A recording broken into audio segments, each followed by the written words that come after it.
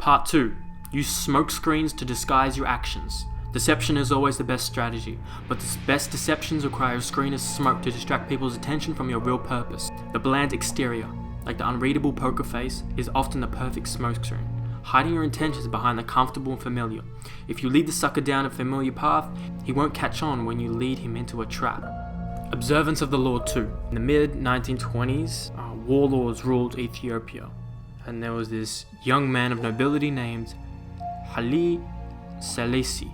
Selassie was out competing all of the other warlords, and he was close to proclaiming himself as the leader of the country. So he summoned the warlords one at a time to his location to declare their loyalty and recognize him as the leader.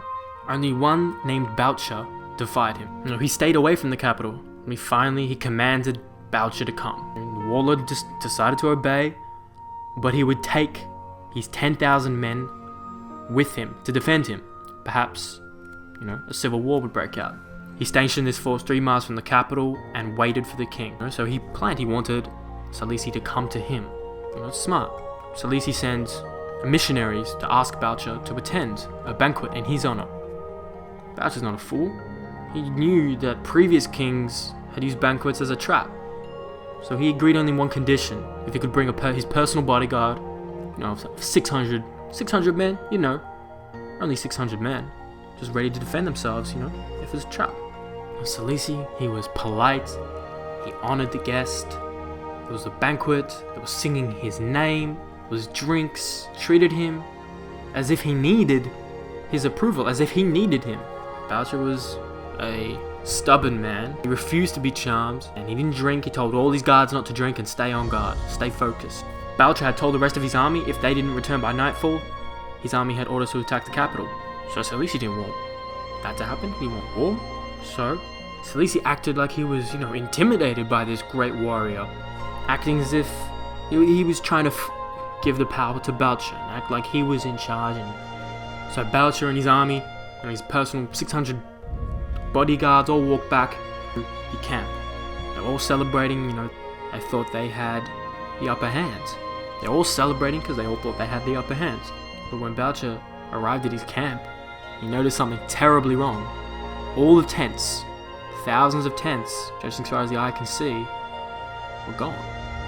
There was only smoke and doused fires. A witness told Boucher that during the banquet, a large army commanded by Selassie had stolen up on Boucher's encampment by the side of the route he had not seen. The army didn't come to fight. They surrounded Boucher's army, purchased every weapon from them, and those who refused were intimidated. And within a few hours, Boucher's entire army had been disarmed and scattered in all directions. They bribed them. So Boucher really didn't have a lot of choice. He marched south with 600 soldiers to regroup, but the same army that had been disarmed blocked his way.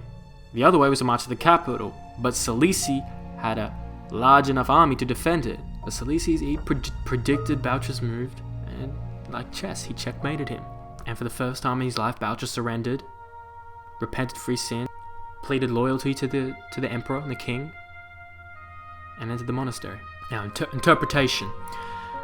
Key point, Greene notes. Now, remember, the paranoid and the wary are often the easiest to deceive. Win their trust in one area, and you have a smokescreen that blinds their view in another, letting you creep up and level them with devastating blow.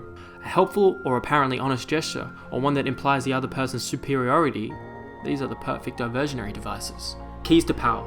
If you believe that deceivers are colourful folk who mislead with elaborate lies and telltales, you are greatly mistaken.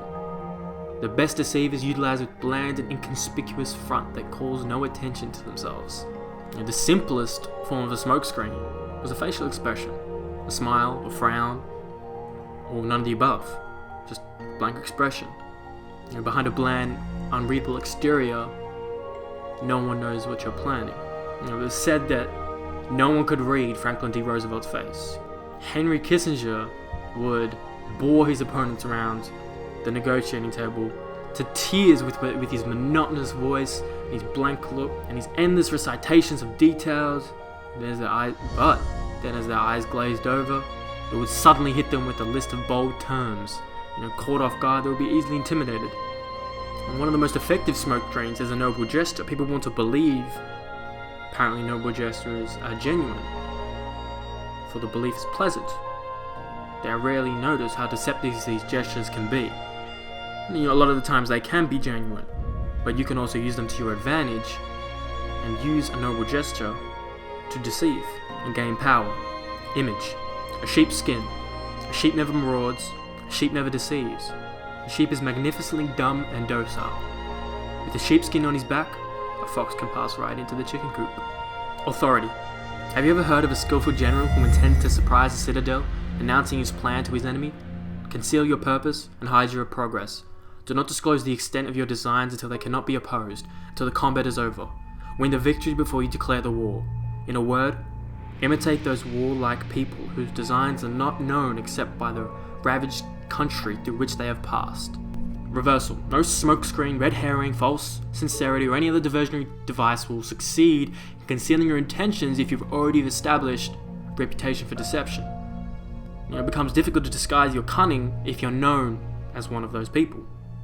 If you persist in being naive, you risk seeming like a hypocrite. This severely limits your power and room to maneuver. So, in those cases, it's better to own up and appear like the honest rogue, or better, the repentant rogue, so someone who is regretful of their actions and willing to be better. A colourful smokescreen should be used cautiously, then and only when the occasion is right.